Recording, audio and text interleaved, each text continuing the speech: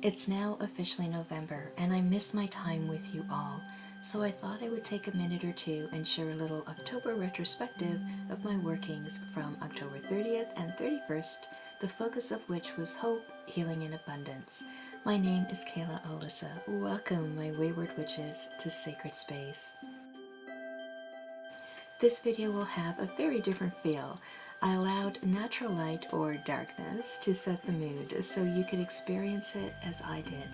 My morning on October 30th began at 5:45. It was going to be a busy day, and I would also be fasting in preparation for the workings I would be completing on October 31st.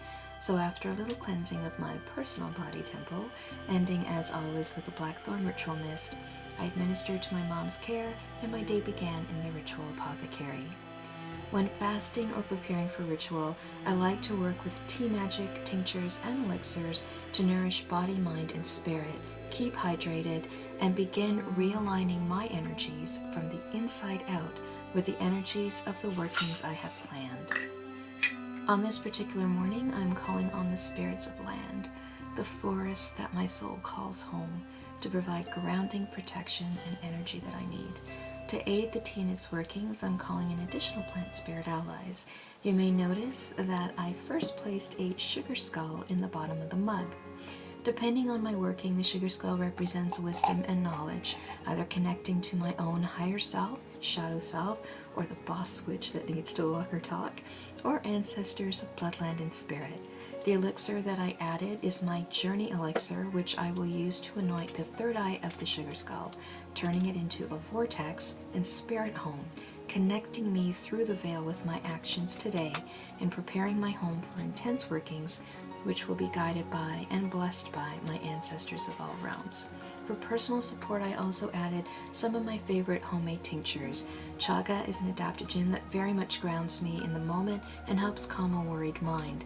Ashwagandha is another adaptogen from my Indian heritage, has stabilized my circadian rhythms so I can be well rested and ready for ritual.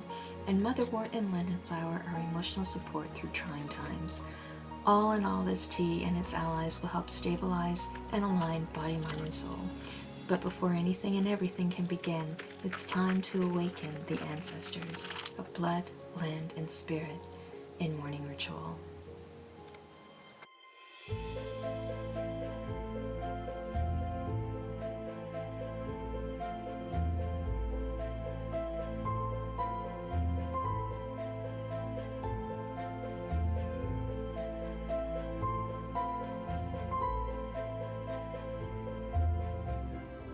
This is an extra special morning. The energies are so many layers and running high and powerful. It's time to draw them within and realign my body, mind, and soul with Mother Earth.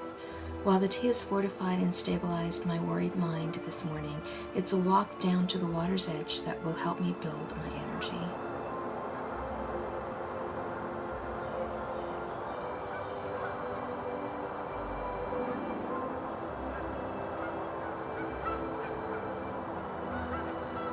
Right on the edge of civilization.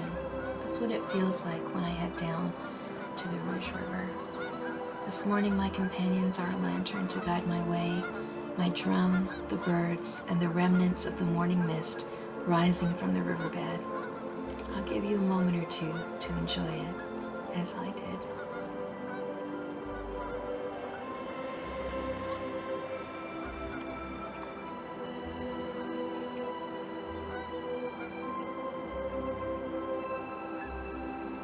But it's the time I took to drum my heartbeat back to Mother Earth and Creator Spirits, realigning my energy with theirs that truly recharged me for what was to come.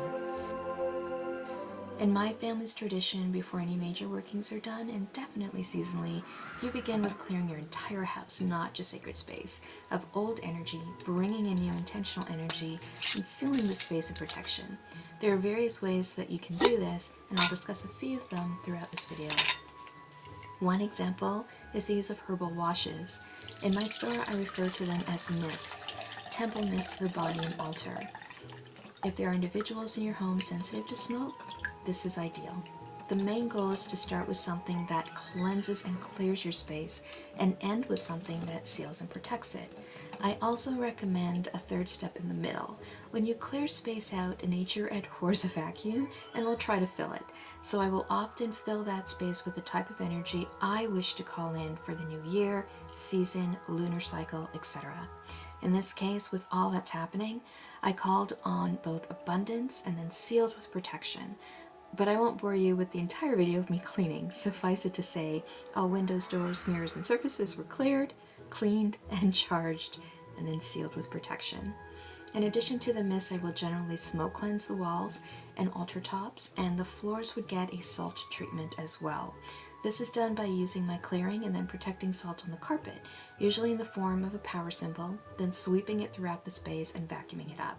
It really doesn't take but a few minutes to invest in this extra layer of energy work. Now it's time for the workings to begin. I will generally begin making a fresh batch of the mist, beginning with Grandmother Blackthorn. While I don't share the entire process, I'll share what I can. The base of each batch is the same, slowberries and blackthorn spines. In my workings, I refer to these as the plant spirit tribe leaders, but there is always supporting members that will step forward to assist with the energy of the times. This changes with each batch, so you'll never get the same energy twice. The way I work with plant tribes is listening and feeling the energies within the apothecary. I can almost feel a tap on my shoulder from a mason jar saying, "Me next!" You have to trust both your instinct and the relationship that the plants will develop with each other within your sacred space, and more so within the web of life that connects us all. You do not have to grow your own herbs to be a green witch or a witch, period. But in my practice and belief, you do have to believe in the life force they hold, the wisdom they share, and the healing they provide. The Blue Hunter Moon Blackthorn Mist's overall action is one of protection and grounding. Her call to Holy Basil brings in added energy of clarity of mind in troubled times. Elderflower for liminal space protection and a little Fae blessing. And once again, Grandmother Blackthorn anchors with that mama bear love that both motivates you with a kick in the pants while letting you know she's got your back. A dash of the protection salt and a few other botanicals and resins balance out the tribe. On October 31st, under the watch of the ancestors and the power of the Blue Hunter Moon, in my sign of Taurus, work continued on several creations, including teas, candles, incense, and the pomegranate elixir I shared on Instagram, and of course, a fresh batch of both the clearing and protection salts. I will be uploading a few short YouTube videos sharing a little more on some of the workings. Just give me some time, such as the ritual salt and a few tips based on my process for making them in a ritual way. But some of the workings and videos, including a 3-minute drumming session down by the river, will be exclusive videos for my Patreon account. Yep, one of the reasons I've been AWOL is I have not just been busy with ritual and custom creations for the store, but also content for Patreon, which is now live. The link is below if you're interested, but there's no obligation. It's been an incredibly tough year for everyone, so for once, I was brave enough to actually put myself out there and ask for help by creating the Patreon account. And I'm so very grateful for the support already. In fact, it's because of my first 2 Patreons that I've been able to pay for the music that I used in this YouTube video. So thank you so much to Lisa Marie and Amy Lee for being the first members of the Wayward Coven on Patreon. For now, I must head back into the Ritual Apothecary to fill some orders and prepare more workings. As always, I encourage you to embrace the dark, to find the light, and live in balance. For we are the Wayward Witches.